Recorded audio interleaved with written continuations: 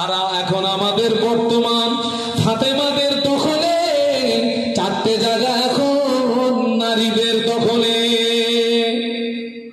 কত জায়গা? কোন কোন জায়গা?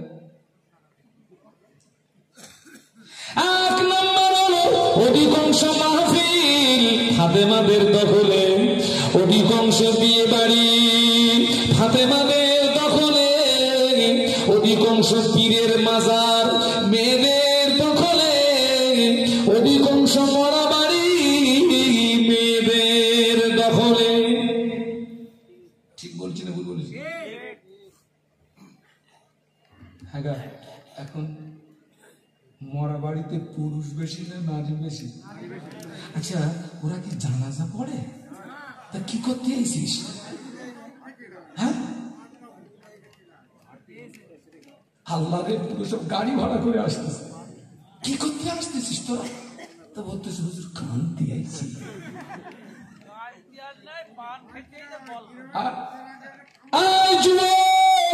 এখন অধিকাংশ মরা বাড়ি যাওয়া যাবে না। আবার বলছে আমার অস্তিত্ব অনেক সহ্য করতে পারবে না। অধিকাংশ মরা বাড়ি যাওয়া যাবে না। আমার দৃষ্টিতে কিছু কিছু মরা বাড়ি, আমার দৃষ্টিতে যেন মনে হয় ওটা বিয়ে বাড়ি। মরা বাড়ি কোনো শোক নাই, অধিকাংশ মরা বাড়ি যাওয়া যাবে না।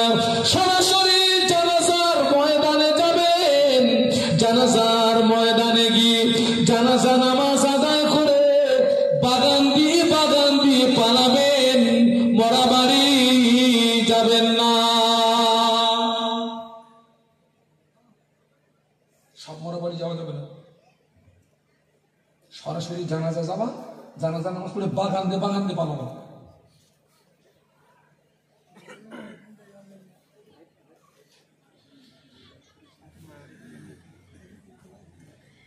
অধিকাংশ মাহফিল এখন মেয়েদের দখলে চলে গেছে, অধিকাংশ বিয়ে বাড়ি।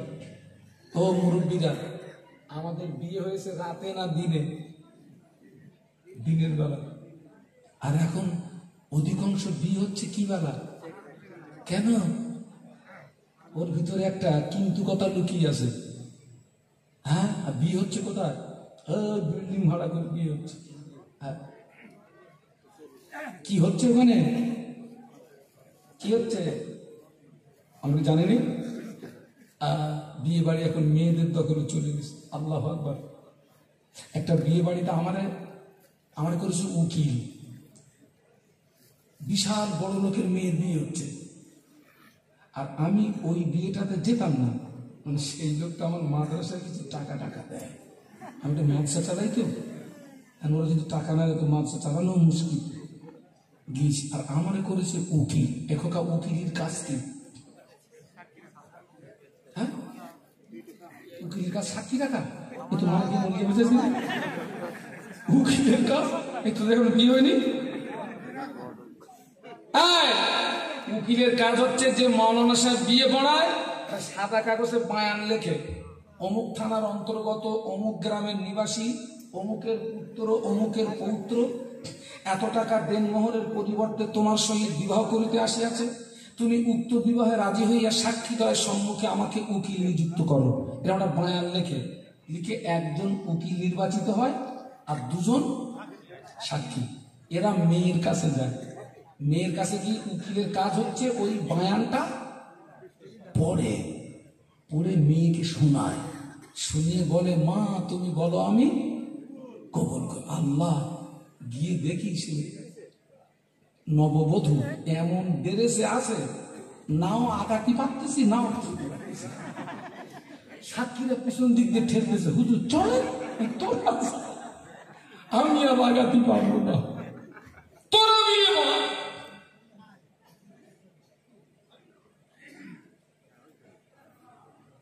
আল্লাহ হেদায়েত নসিব করুন, আল্লাহুম্মা আমিন। বলুন আল্লাহুম্মা আমিন। অনুরোধ করছি, আবার বলছি, 5 ওয়াক্ত নামাজ যেমন ফরজ, রমজানের রোজা যেমন ফরজ, টাকা থাকলে হজ যেমন ফরজ, মেয়েদের পর্দা করা তেমন। একজন মহিলা যদি জাহান্নামী হয়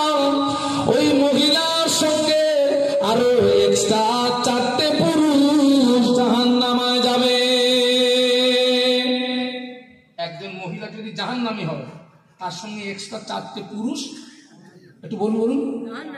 একজন আমার বলতেছে হুজুর অপরাধ করতেছে ও একা, এরা 4 জন মার খাবে কেন? তাই বলছি খোকা তাও ঠিক, আচ্ছা তুই আগে আমার একটা দলিল কেটে দে দিন, 22 সরালি উজু থাকে থাকে? যারা চুপ করে আছেন মানে থাকে থাকে না? তো বলতেছে হুজুর না। আমি খোকা তোর যখন উজু করিস কি কি ধুস? তা বলতেছে হুজুর হাত ধুই, পা ধুই, মুখ ধুই, কান ধুই, চোখ ধুই। যেখানে হাওয়া বেরোয় ওখানে কোনো পানি টানি মারিস? তো বলছে হুজুর না। কেন? তোর হাওয়া বেরোচ্ছে পিছনের দরজা দিয়ে, তা তুই এই ঠান্ডা পানি দিয়ে চুবুচ্ছিস কেন?